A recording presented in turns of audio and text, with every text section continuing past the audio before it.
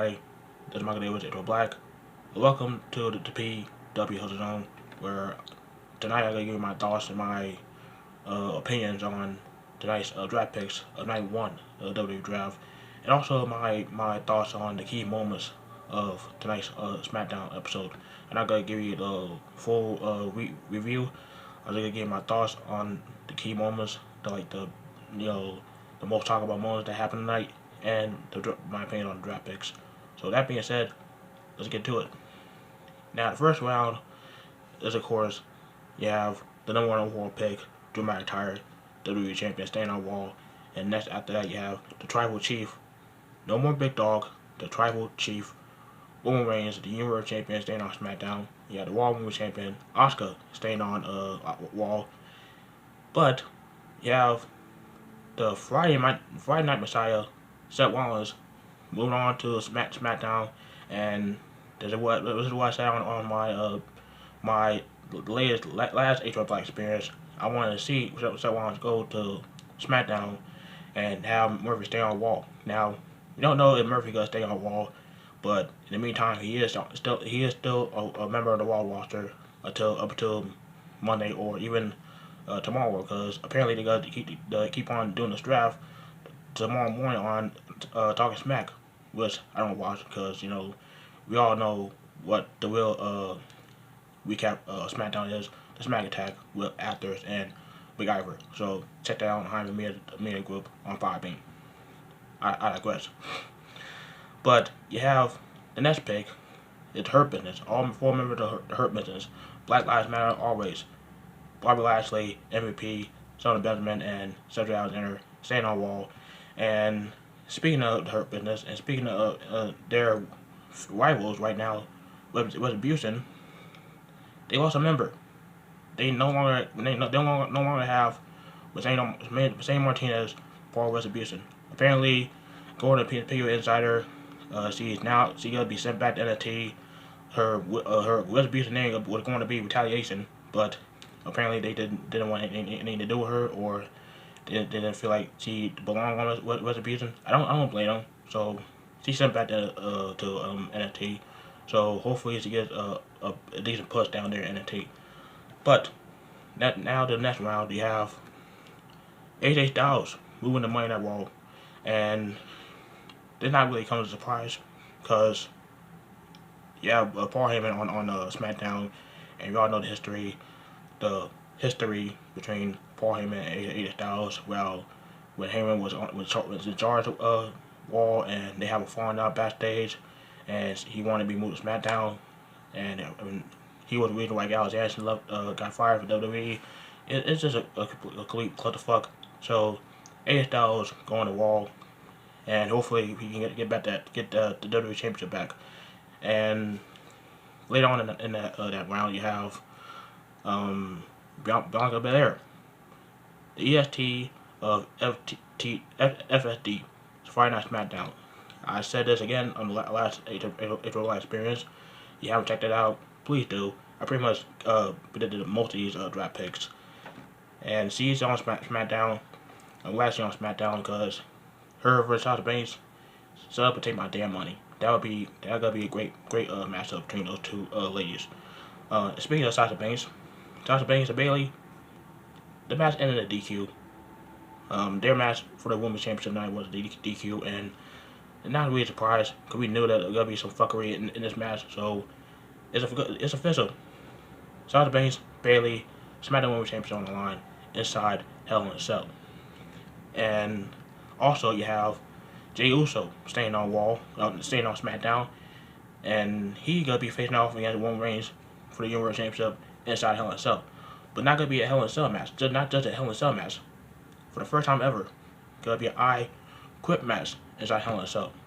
I guess that's a way to avoid any referee stoppage or any fuckery in the Hell in a Cell matches, because 2 years in a row we have some fuckery in the Universal Championship matches.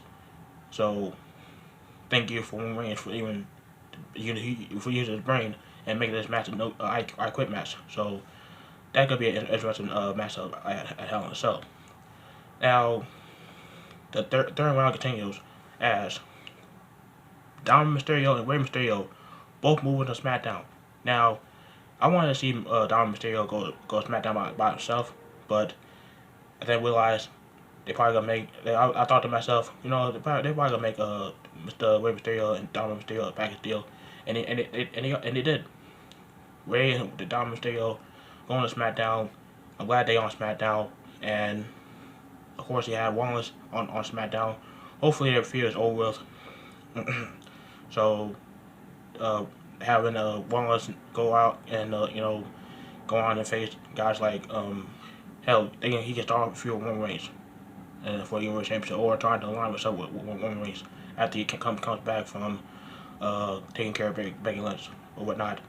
But they gained the Mysterios, but they lost Miz and Morrison, because Miz and Morrison are officially going to Raw, and Miz is going back to Raw. Like ever since the draft came back, the draft of 16, we've been seeing Miz going back and forth to brand during the draft and the Superstar Shakeup. So how many times we gotta see Miz get drafted? Hopefully the next time they do a draft, they stay put where he is, because I'm trying to see him go to brand, because it just shows how much they care about the Miz. But I digress with that. But in the final round, see some. Oh man. First off, it was a pretty damn good night for the New Day. You have Big E and Sheamus having a very brutal Fall Count match to start the show, with Big E won that match, and you also saw the return of Kofi Kingston and Xavier Woods as they challenged for the SmackDown Tag Team Championships against Nakamura and Cesaro. And after the match, the New Day are the 9-time Tag Team Champions. 9-time Tag Team Champions. They reached into home heat status right now. But after the match, you have Crooked Stephanie, hashtag Crooked Stephanie. She comes out and made her the last picks of the fourth round, and she picks Kofi Kingston and Xavier Woods. They go on the wall. But next pick happens to be Big E staying on SmackDown. So the New Day are officially split up.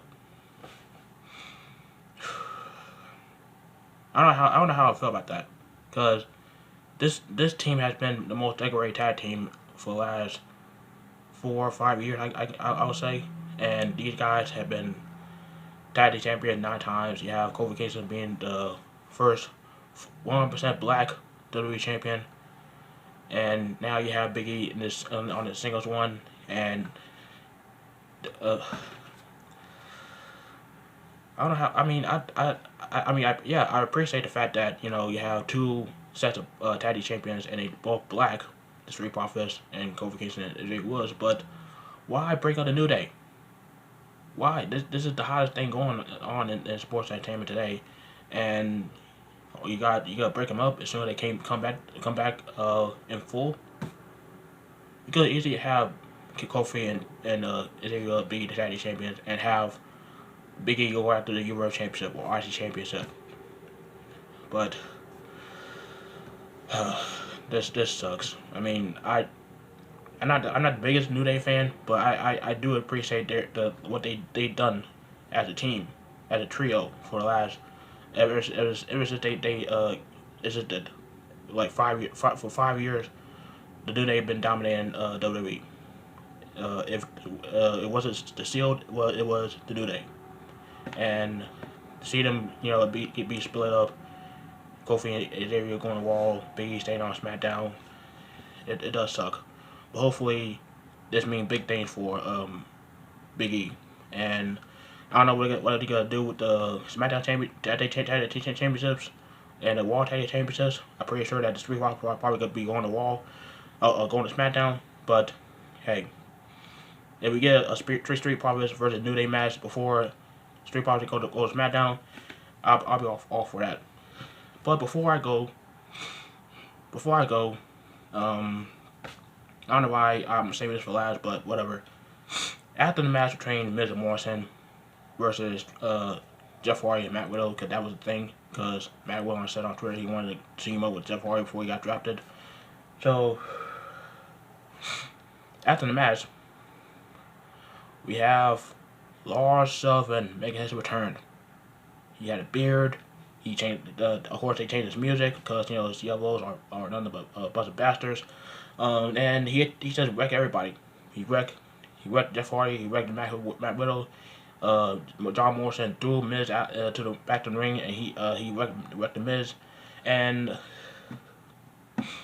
I'm having the words for this. Lars Sullivan is back. I don't care. This is the same thing that happened last time he debuted. He debuted, started wrecking people, and obviously he was gone. So I hope they do something with Lars Sullivan instead of having him just wreck people, and just that could be gone because of him having a giant attack or him having crazy shit leaked out from the past. Him being a racist, him being a gay bastard, and also him being in a gay porno. Like, it's just, I don't care about Lars Sullivan or Miss Bennett. I don't care. But what I do care about is what's gonna happen next week on SmackDown. You gonna have the season premiere of SmackDown next week. You have Braun Strowman, for some fucking reason, getting a New World Championship match against the Tribal Chief, Roman Reigns. And you also have the New Day teaming up for one last time before they split up. They take on Nakamura, Cesaro, and Sheamus. And yeah, I don't know. I'm ready for that. But hey, I'm very happy with my picks. I'm glad. I'm happy that some of my picks were twisted, and hopefully, the draft night 2 of the draft is just as good. But I highly doubt it. But anyway, let me know down below what your thoughts are on the night 1 of the draft. Do you like the picks on that Raw made? Do you like the picks that SmackDown made? And let me down below. And make sure you like the video, subscribe, tap the bell. You don't miss any of my videos. And hell, I might make a recap of night 2 on Monday. So stay tuned for that. But till next time, I'm Black. I'm out.